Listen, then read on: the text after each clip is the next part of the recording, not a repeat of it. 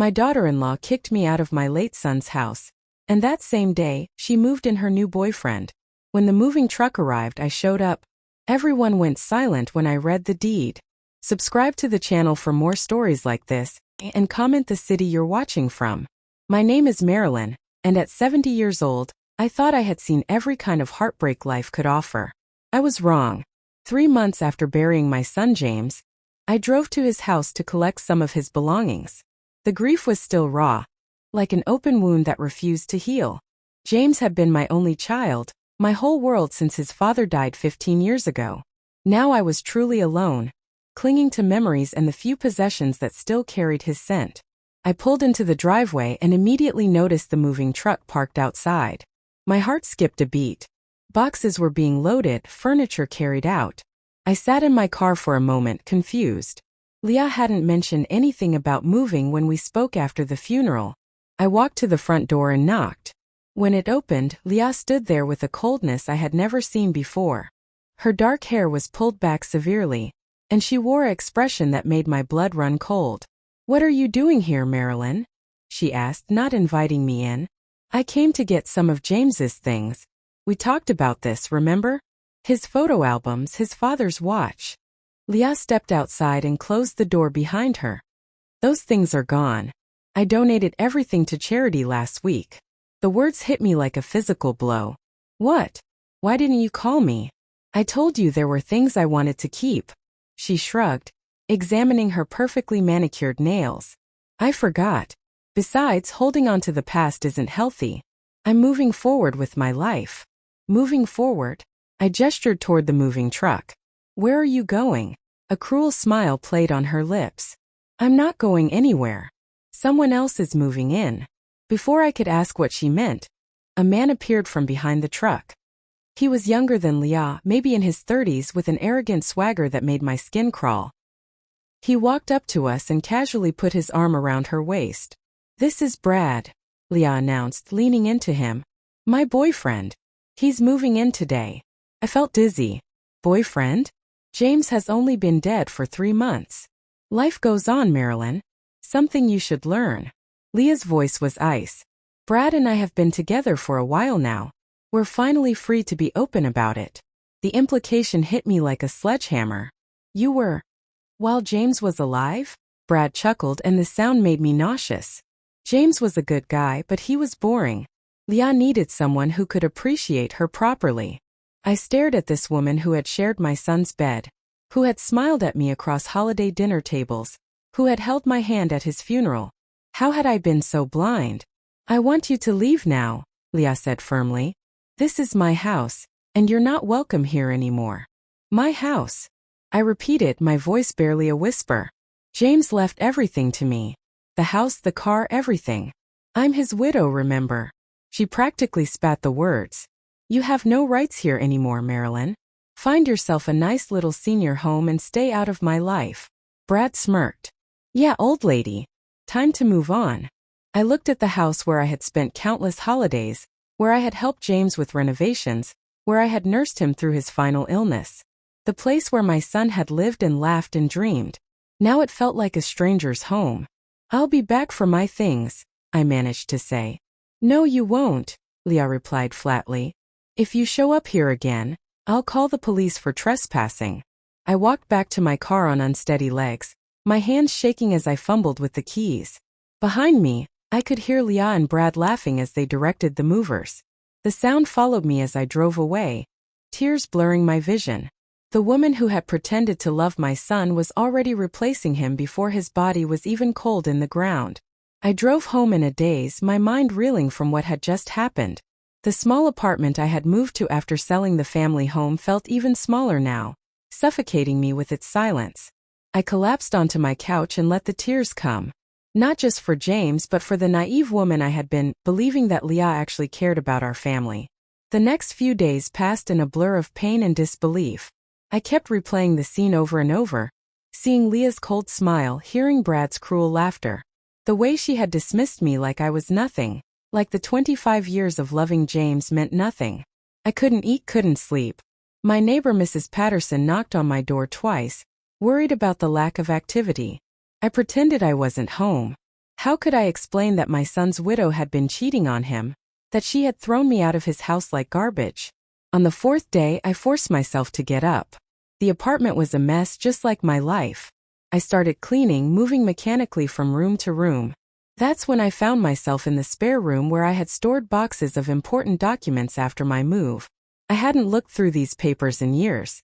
Most were old tax returns, insurance policies, things that seemed important at the time but probably weren't anymore. I was about to close the box when I saw a folder labeled, James House Documents 1995. My heart clenched. I remembered that year clearly. James had just started his contracting business and needed a significant loan to buy equipment. The bank required additional collateral beyond the house he had recently purchased. I had helped him by putting my name on the deed as a cosigner for the loan. With trembling fingers, I opened the folder.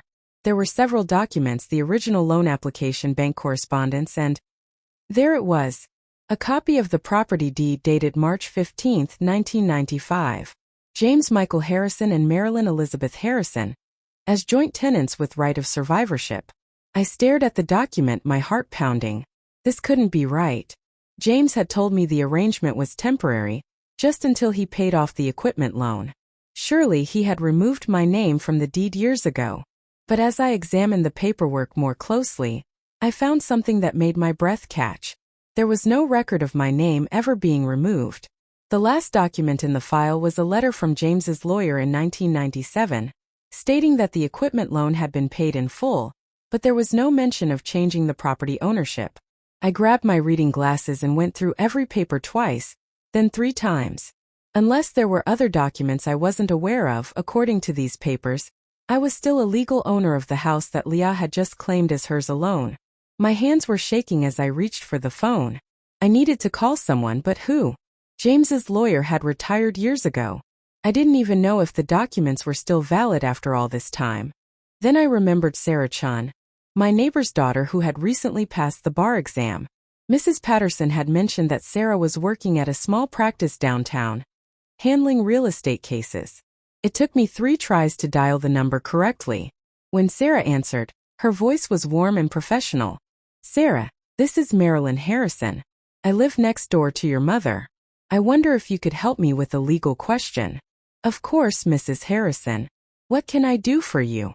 I explained the situation as best I could, my voice breaking when I described Leah's betrayal. Sarah listened patiently, asking clarifying questions about dates and documents. "Mrs. Harrison, if what you're telling me is accurate, you need to bring those documents to my office immediately. From what you've described, there may be a serious discrepancy in who actually owns that property." I clutched the phone tighter. "You mean, it's possible?" "It's more than possible. If your name was never legally removed from the deed, you could still be the rightful owner or co-owner of that house. Leah may have been living in your property all these years without realizing it." After hanging up, I sat in the quiet apartment, holding the folder against my chest. For the first time in days, I felt something other than despair. I felt a tiny spark of hope, and underneath it, something harder and more determined. Leah thought she had one. She thought she could discard me like yesterday's newspaper. But she had made one crucial mistake.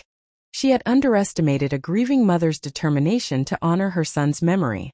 The next morning, I dressed carefully in my best navy suit and drove downtown to Sarah Chen's office. My hands hadn't stopped trembling since I found those documents, but now it was excitement mixed with nerves rather than just grief.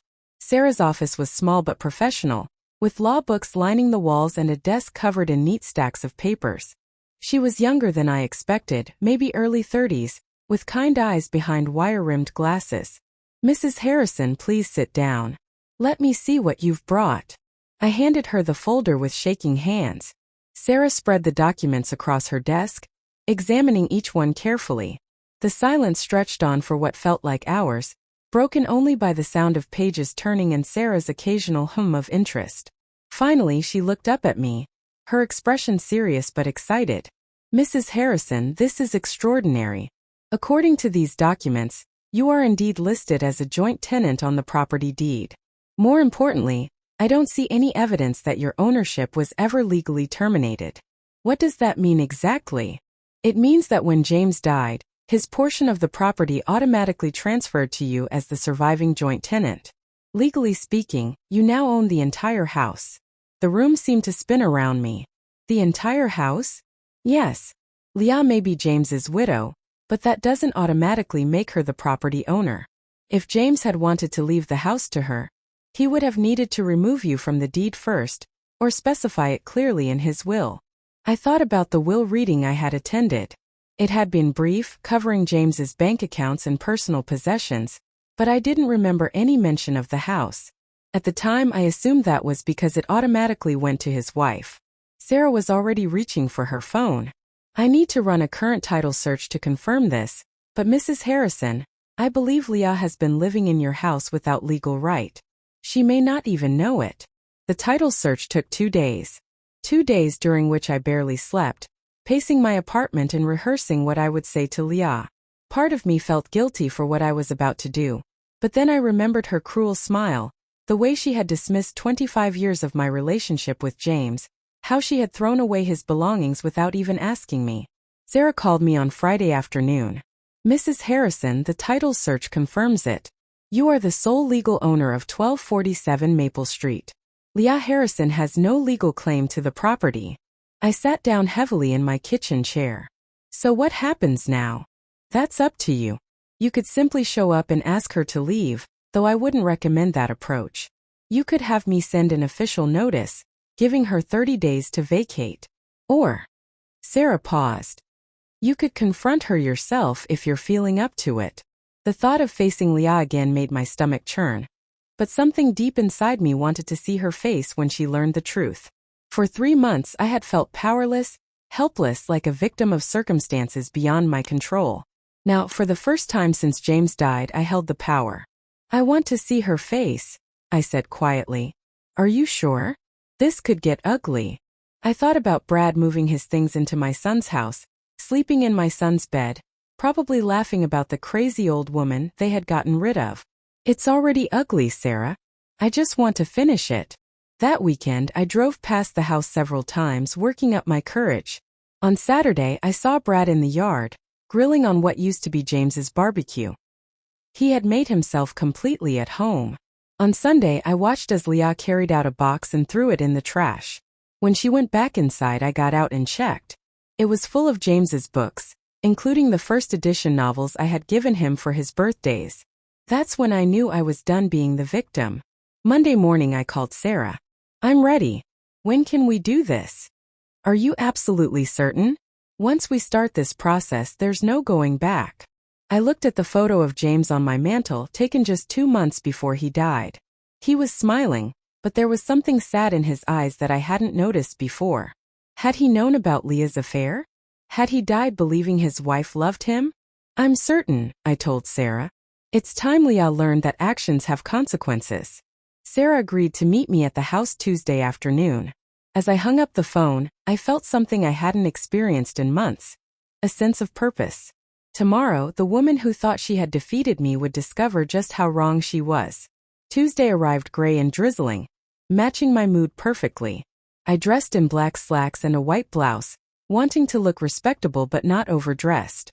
Sarah had advised me to stay calm no matter what Leah said, to let the documents do the talking. I arrived at the house at exactly 2 o'clock. Another moving truck was parked outside, this one unloading furniture. I recognized some pieces that clearly belonged to Brad. A leather recliner that looked expensive, a massive television, boxes labeled Brad stuff in thick black marker. I sat in my car for a moment, watching as Brad directed the movers with the confidence of a man who owned the place. He was wearing one of James's flannel shirts, and the sight of it made my hands clench into fists. Sarah pulled up behind me in her compact Honda. She got out carrying a leather briefcase and walked over to my car. You ready for this, Mrs. Harrison? I took a deep breath. As ready as I'll ever be. We walked up the front path together. The garden James had planted was already showing signs of neglect. The roses he had babbied for years were overgrown and full of weeds. I knocked on the door of what had been my son's home. Leah answered, wearing yoga pants and a tank top that showed off her figure. When she saw me, her face darkened with annoyance. I told you not to come back here, Marilyn. I meant it. Mrs. Harrison, Sarah stepped forward. I'm Sarah Chun, Mrs. Harrison's attorney. We need to discuss the ownership of this property. Leah's eyes narrowed. Ownership? What are you talking about? This is my house. James left it to me. May we come in? Sarah asked politely. This is a matter that's better discussed privately. No, you may not come in. Whatever this is, you can say it right here. Leah crossed her arms, blocking the doorway. Brad appeared behind her, still wearing James's shirt. What's going on, babe? James's mother brought a lawyer, Leah said, rolling her eyes. Apparently she thinks she has some claim to our house. Our house. The phrase made my stomach turn. Sarah opened her briefcase and pulled out a folder. Mrs. Harrison, do you have the deed to this property? Leah laughed, but there was something nervous in it. Of course I do. James left me everything. I'm not asking about a will, Sarah said calmly. I'm asking about the property deed. The document that proves legal ownership of this house. Leah hesitated.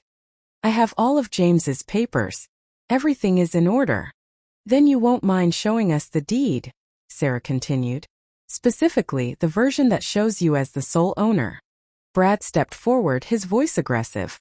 Who do you think you are, lady? You can't just show up here demanding to see private documents. Actually, I can, Sarah replied smoothly. Especially when there are questions about the legal ownership of a property.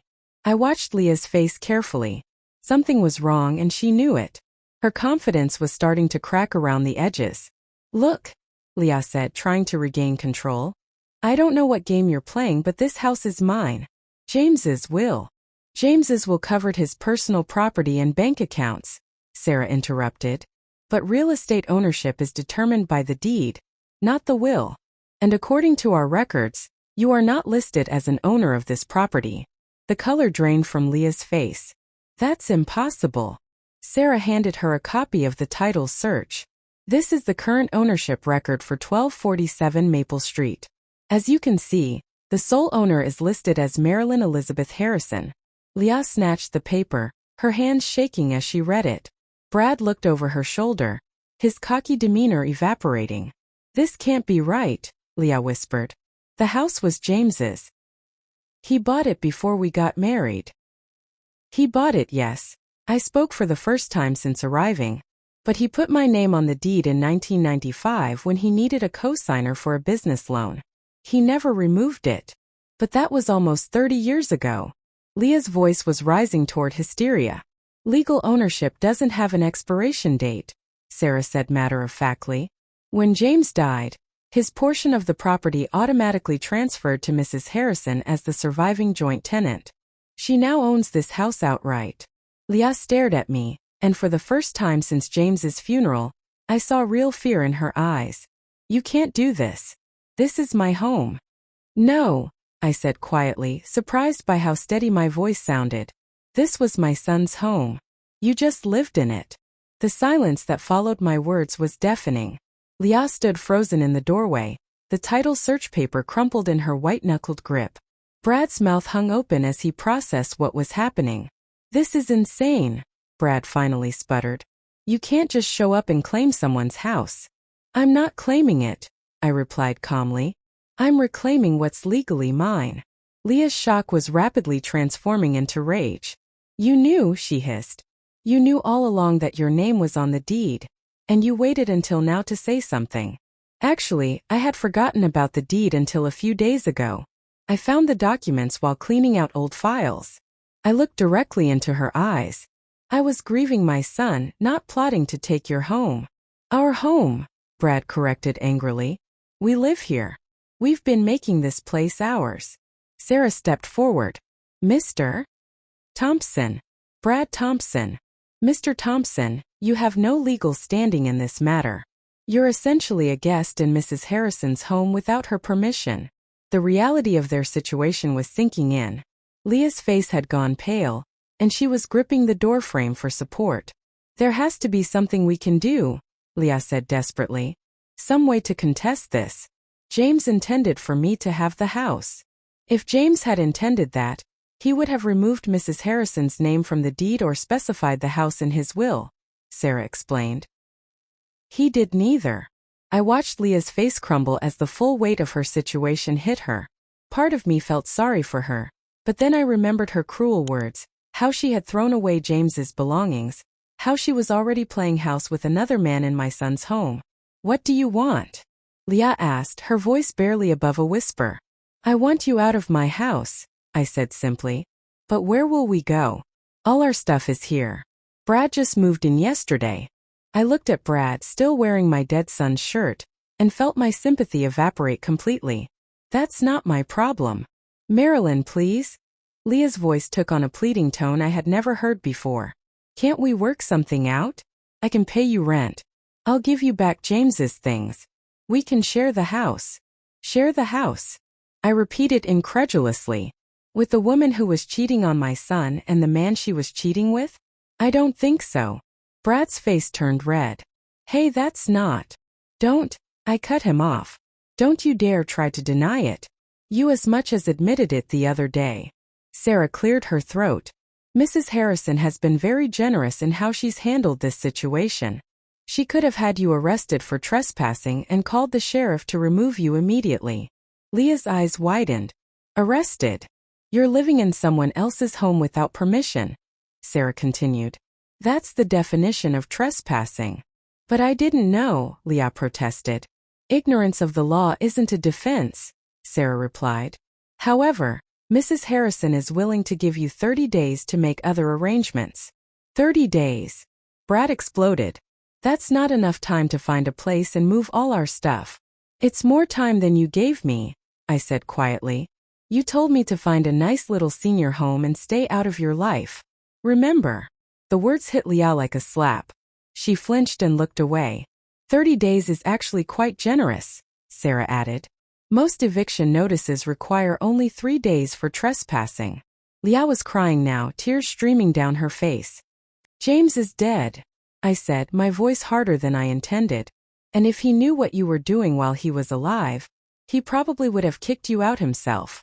"You don't know anything about our marriage," Leah shot back through her tears. "I know my son deserved better than a wife who was already planning her next relationship before he was even buried." Brad put his arm around Leah's shoulders. "Come on, babe. We don't need this. We'll find somewhere better." But I could see the fear in his eyes. They had been counting on living rent-free in what they thought was Leah's house. Now they would have to actually pay for a place to live. Sarah handed Leah an official-looking document. "This is your 30-day notice to vacate. The clock starts today." Leah took the paper with trembling hands. "And if we don't leave? Then I'll have the sheriff remove you," I said firmly. "And I'll press charges for trespassing." For a long moment nobody spoke. The movers had stopped working and were watching our confrontation with obvious interest. Finally Leah nodded slowly.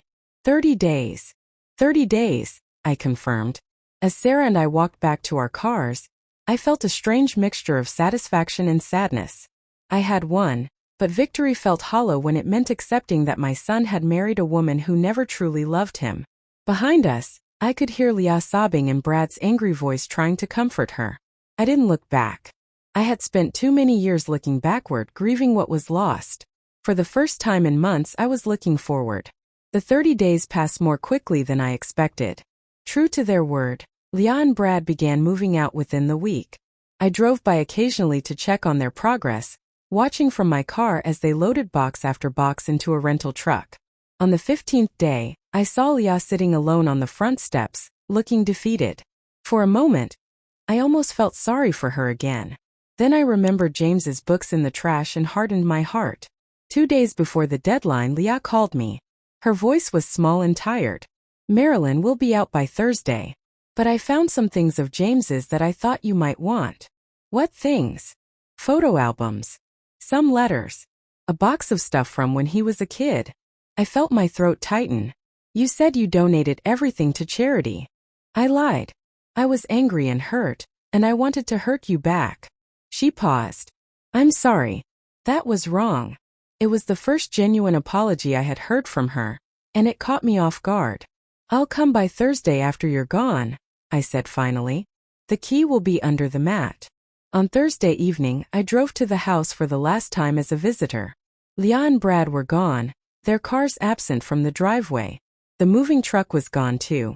Only my son's house remained, waiting for me. I found the key where Leah had promised and let myself into what was now truly my home. The house felt different. Empty but not hollow. It felt like it was breathing again after holding its breath for too long. On the kitchen counter I found 3 boxes labeled for Marilyn, in Leah's handwriting. Inside were treasures I thought I had lost forever. James's baby photos, report cards from elementary school, the Father's Day cards he had made me when he was little.